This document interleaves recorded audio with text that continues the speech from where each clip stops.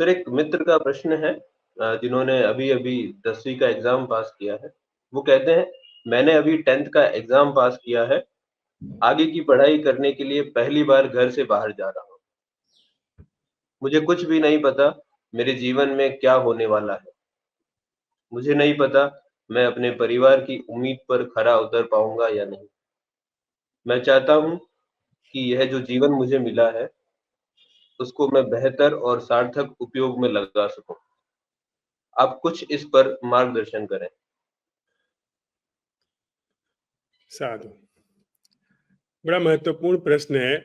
विशेष करके जो ग्रामीण अंचलों से बच्चे जाते हैं शहरों की तरफ, उनके ज़हन में यह सवाल रहता है कि माता-पिता जो कि प्रायः मध्यम वर्ग या आर्थिक रूप से निम्न वर्ग से आते हैं, कि उनकी बड़ी उम्मीदें होती हैं, उनकी बड़ी हसरतें होती हैं कि जैसा जीवन वे नहीं जी पाए, वैसा जीवन कम से कम उनके बच्चों के जीवन में आए। जो अभाव, जो परेशानियां उन्होंने झेली हैं, कम से कम वो परेशानियां उनके बच्चों को ना झेलनी पड़े, वो अभाव ना झेलना पड़े।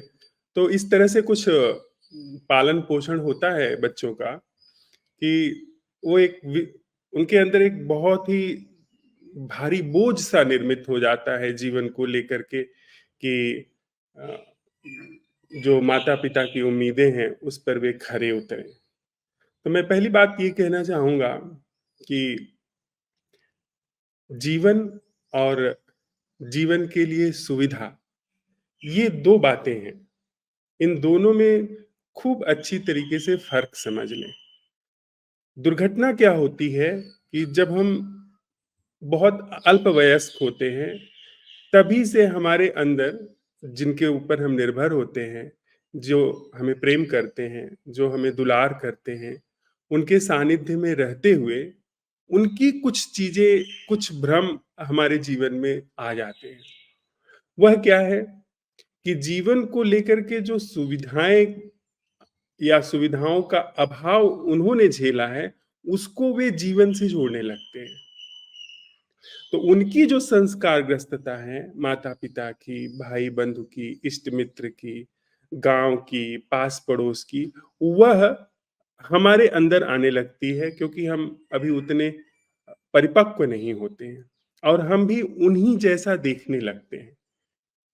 तो यह जो फर्क है कि जीवन और जीवन के लिए सुविधा, ये फर्क समाप्त हो जाता है। मतलब हमारी दृष्टि थोड़ा सा धूमिल हो जाती है, मैली हो जाती है। आप देखें कि जब आप बच्चे थे, आप बड़े हंसते खेलते थे, आपको पता भी नहीं था कि कोई चीज ऊंची और नीची होती है। कोई ऐसा तुलना का उपाय ही नहीं था कि आपको ऐसा एहसास हो कि आप समृद्ध नहीं है, दूसरा समृद्ध है, या किसी भी तरीके के कुछ ऐसी चीज नहीं थी जो आपको असहज करती हो। लेकिन जैसे जैसे आप बड़े होते गए, जैसे जैसे आपके अंदर सोच विचार और आपके माहौल के आधार पर आप संस्कारित होते गए, वैसे वैसे आपको लगने लगा कि जीवन के लिए बहुत सारी चीजों की जरूरत है, तब जिंदगी फलती फूलती है, परिपक्व होती है। यह नितांत भ्रामक धारणा है, बिल्कुल भ्रामक बात है यह। जिंदगी आपको अच्छी तरह अपने हृदय में रख लीजिए कि जिंदगी भरपूर मिली हुई है।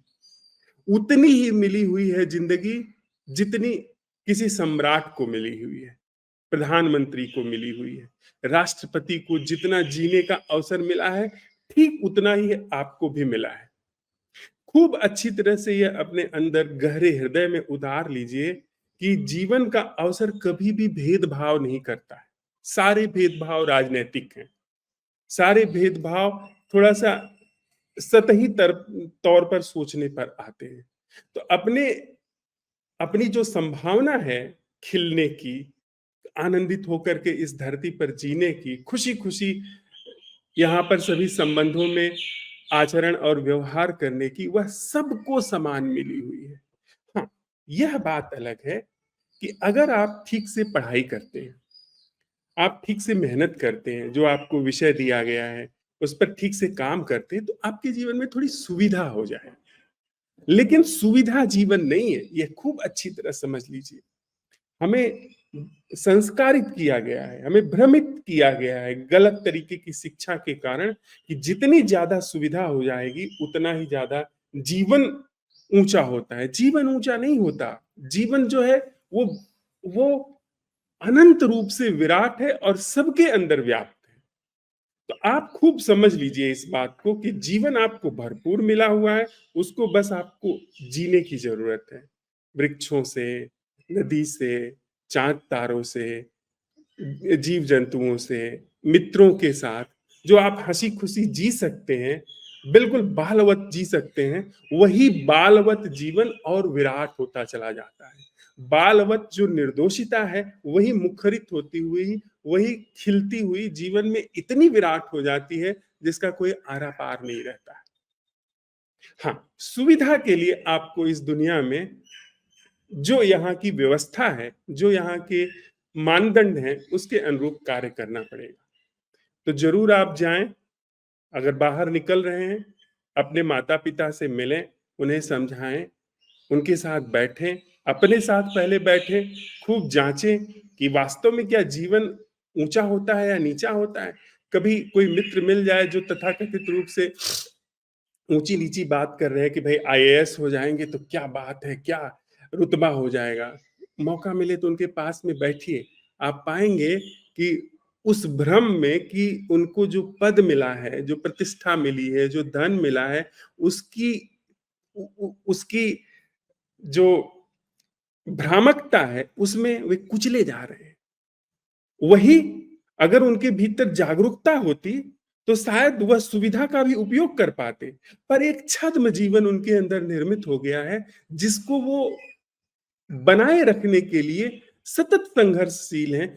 उसको बनाए रखने के लिए, उसी पद को थोड़ा ऊपर उठाने के लिए, और इधर जो जिंदगी मिली हुई है उसे जीने का कोई मौका ही नहीं है, वो कभी खिल ही नहीं पाती है। तो उनको देखिए, अपने को जांचिए, थोड़ा होश में आइए, थोड़ा सा बिना संस्कार के, बिना भ्रम के देखने की कोशिश करिए जिंदगी को। और जब आपको थोड़ी इंसाइट होने लगे तो अपने माता पिता को बताइए कि मैं जिंदगी जो मिली हुई है, जो सबको समान मिली हुई है, जो संबंध सबको समान रूप से मिला हुआ है, उसको जीते हुए पहले अपने अंदर खुशी और आनंद से, मुदिता और मैत्री से जीते हुए यदि कुछ कमा पाता हूं, यदि कोई पद हासिल कर पाता हूं, यदि कोई प्रतिष्ठा हासिल कर पाता हूं, तो मैं उस तरफ जाने के लिए उद्यम कर रहा हूं, उद्यम करूंगा। अगर वे सच में ही माता पिता हैं, जो कि आत्यंतिक रूप से हर माता पिता की यह भावना होती है कि मेरा बेटा खुश होकर के जिए, उस खुशी का मानदंड यद्यपि वे समझते हैं कि खूब पैसा कमा लेगा, खूब पद प्रतिष्ठा हो जाएगी तो होगा, लेकिन वैसा होता नहीं है। तो उनको समझाइए कि खुशी का मानदंड सीधे सीधे अच्छे से संबंधित जुड़ने का मानदंड, बिना विषाद के, बिना अवसाद के जीने का मानदंड पैसा नहीं है, पद नहीं है, प्रतिष्ठा नहीं है। यह एक प्रचार है, यह एक दूषित प्रचार है जो हमारे खोपड़ी में भर दिया गया है। हमको जब जब आप इस तरीके से उनको समझाएंगे, वो भी थोड़ा जागरूक होंगे, तो उनके जीवन में भी एक क्रांति आएगी। वे जहां पर है वहीं पे थोड़ा जागना, जीवन को देखना, भीतर डूबना वे भी शुरू करेंगे, और आपके ऊपर भी कोई दबाव नहीं होगा। बड़ी मजे की बात है, ये बड़ी अद्भुत बात है कि आपके ऊपर जब दबाव नहीं होता है, तब आप जो जीवन मिला हुआ है उसको तो ठीक से जीते ही हैं। और आपकी जो सुविधाओं में, जैसे आप अगर एक नौकरी पाना चाहते हैं जिसमें आप अपने अंदर जो आपकी स्किल है उसको फॉलो करते हुए आगे बढ़ना चाहते हैं, जैसे आपको बहुत अच्छे से गणित आती है और आप एक बेहतर इंजीनियर बनना चाहते हैं, और आपके अंदर जरा सा भी यह दबाव नहीं है कि जल्दी से या पढ़ाई करके और नौकरी हासिल करना है और विदेश चले जाना है या बहुत ऊंचे पद पर पहुंचना है, ऐसा कोई दबाव नहीं। तब आप एक बेहतर इंजीनियर हो पाएंगे, अच्छी तरीके से अपने प्रश्नों को समझ पाएंगे, और जो अपनी जिंदगी है उसमें सुविधाओं का भी एक छौंका लगा पाएंगे। सुविधाएं छौंका है, आप समझते हैं, दाल है, तो दाल में आप छौंका लगा सकते हो, और छौंका लगाने पे दाल थोड़ी स्वादिष्ट हो जाएगी। लेकिन जब दाल ही नहीं है तो छौंका क्या लगाओगे? छौंका खाओगे? छौके में एक जला हुआ जीरा होता है जो थोड़ा सा झुलसा हुआ तेल होता है। तो हमारी स्थिति ऐसी हो गई है कि दाल है नहीं, हम जला हुआ जीरा, जला हुआ लहसुन और जला हुआ तेल खाने की कोशिश कर रही है। दाल तो खत्म ही हो गई है, दाल का तो कहीं अता पता नहीं। दाल को रखिए, इसके बाद जब दाल आपके पास भरपूर है, क्योंकि पोषण दाल देती है, स्वाद छौंका देता है।